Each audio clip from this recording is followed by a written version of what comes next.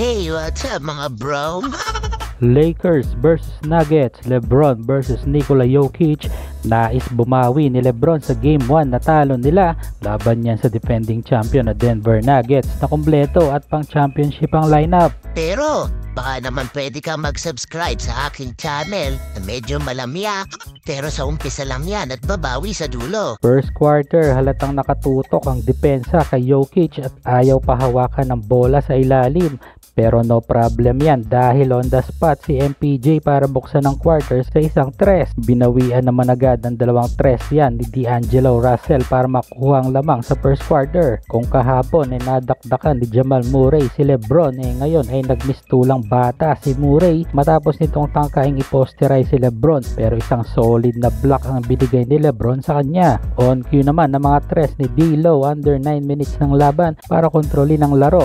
11-5 ang score. Wala nga lang sila nagawa sa fast break dunk ni Gordon para ibaba ang lamang sa apat. Pati si Jokic ay nakisali na rin sa 3-point shootout, hitting 2-3 sa harap pa yan mismo ni Anthony Davis under 2 minutes ng first quarter. Pero sinagot yan ni Davis ng isang pull-up jumper para bigyan ng 6 na kalamangan ng Lakers. Second quarter, highlight play naman mula kay Aaron Gordon na dumakdak na naman at mistulang natulala na lang si LeBron sa play na to. Mainit pa din si D'Lo sa tres para bigyan ng maliit na kalamangan ng Lakers, hitting 4 threes beyond the arc. Tumatrabaho na din sa ilalim si Anthony Davis kontra kay Jokic, hitting 5 consecutive basket para kontrolin pa rin ang lamang sa Nuggets na lumubo na sa 10 under 3 minutes ng first quarter. Grabe ang effort ni LeBron under 1 minute ng second quarter na nag-ala circus shot at napaplex pa sa kanyang end 1 basket para bigyan ng 12 kalamangan ng Lakers. At naaamoy na yata ni LBJ ang panalo kahit second quarter pa lang. Halos tahimik na ang home crowd dahil lobo na sa 15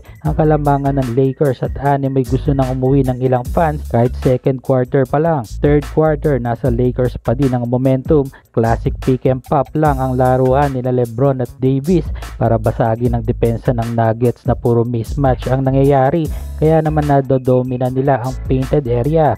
Ayaw naman magpahuli ni LeBron, hitting pull-up jumper laban yan kay Jokic under 8 minutes ng laban at nagdidiwang na ang bench ng Lakers na parang naaamoy na nila na 1-1 series na ngayong araw. Kitang-kita na hawak ng Lakers ang laro buong third quarter na napako na nga sa 55 ang score ng Nuggets. 5 minutes ng third quarter, masyado ata nag-relax ang Lakers at nagsimula na nga umatake ang Nuggets na nag-spark ang opensa matapos ang alley-oop dunk na ito ni MPJ. Nasundan niya ng atake ni Jokic sa ilalim kontra sa tatlong defender ng Lakers para ibaba ang lamang sa 13. Mistulang dunk contest ang nangyari matapos ang football pass ni Jokic na nagbigay spark sa crowd dahil baba sa 11 ang lamang ng Lakers. Nangangalabaw na din si Jokic sa ilalim at unti-unti nang natatapos ang kalamangan ng Lakers sa 10 under 1 minute ng third quarter. Fourth quarter, kayod kalabaw ang opensa ng Nuggets para ibaba sa 7 ang lamang ng Lakers na nanganganib na dahil nasa Nuggets na ang momentum ng laro.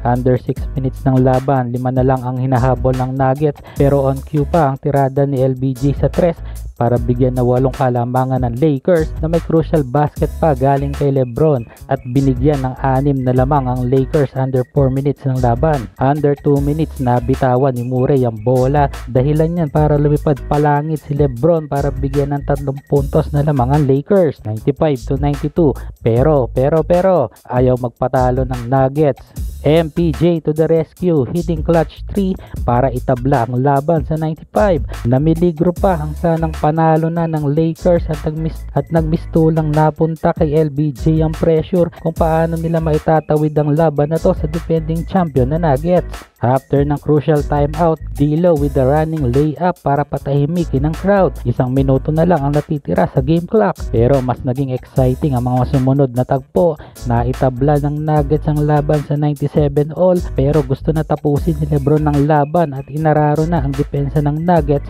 para makuha ang lamang. 47 seconds na lang ang natitira sa laro. Hindi pa natapos dyan ang exciting part dahil after maitabla ni Jamal Murray sa score na 99, eto na ang mga sumunod na eksena.